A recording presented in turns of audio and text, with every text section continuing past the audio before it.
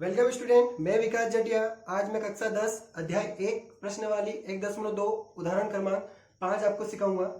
उदाहरण क्रमांक 5 में बताया है संख्याओं 4 की घात n पर विचार कीजिए जहां n एक प्राकृत संख्या है और जांच कीजिए क्या n का कोई ऐसा मान है जिसके लिए 4 की घात n अंक शून्य पर समाप्त होता है।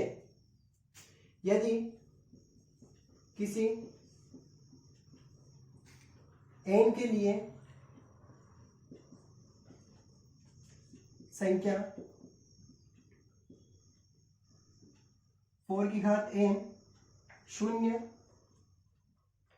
पर समाप्त होती है तो वह 5 से विभाज्य होती है।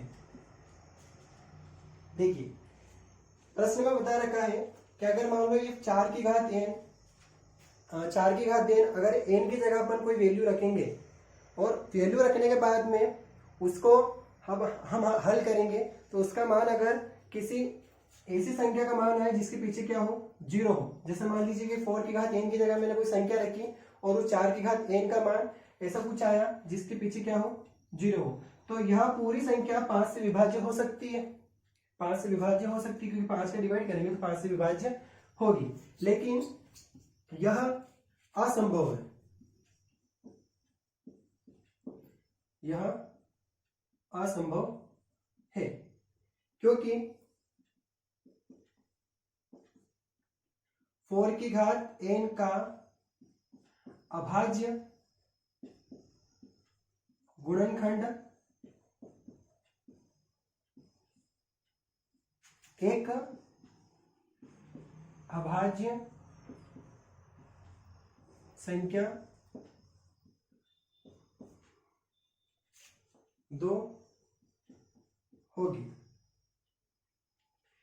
जैसे कि प्रश्न में बता रखा था कि अगर 0 से समाप्त होगी तो 5 से विभाज्य होगी, लेकिन यह असंभव है क्योंकि हम n की जगह कुछ भी मान रखेंगे तो वहां पर ऐसी कोई संख्या नहीं आने वाली है जिसके पीछे 0 हो, तो यहाँ पर यह असंभव है। फिर हमने यहाँ पर लिखा कि 4 की घात n एक अभाज्य गुणन होगा। अगर हम 4 की घात n का हल करेंगे तो उसके जितने भी टुकड़े आएंगे वह सभी अभाज्य गुणनखंड होंगे, तो वहां अभाज्य गुणनखंड होंगे और वहां पर जो अभाज्य संख्या होगी वह 2 होगी। वो 2 कैसे होगी तो हम देखेंगे इसी प्रकार से। अगर हम 4 की घात n को इस प्रकार से लिखते हैं 2 गुणित 2 पूरे की घात n, और इस 2 गुणित 2 को हम इस प्रकार से लिखते हैं 2 की घात 2 पूरे की घात n।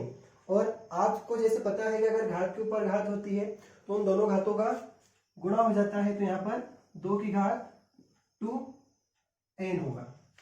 तो हमें यहाँ पर ये याद होता है कि हम यहाँ पर n की वैल्यू कुछ भी रखेंगे। आप 2-3 एग्जाम्पल में से आपको बता देता हूं मैं कि अगर हम n की वैल्यू कुछ भी रखते हैं, जैसे n की वैल्यू हम 1 रखते हैं, 2 गुणित 1 हुआ कितना, 2 की घात 2, और इनका गुणा करेंगे तो हम आंसर कितना आएगा, 4।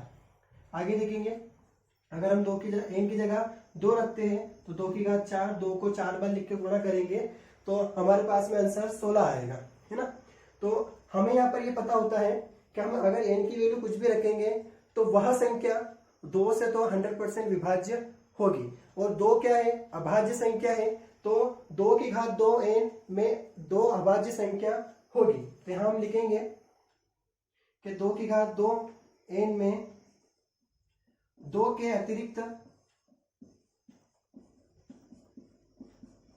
अतिरिक्त और कोई अभाज्य संख्या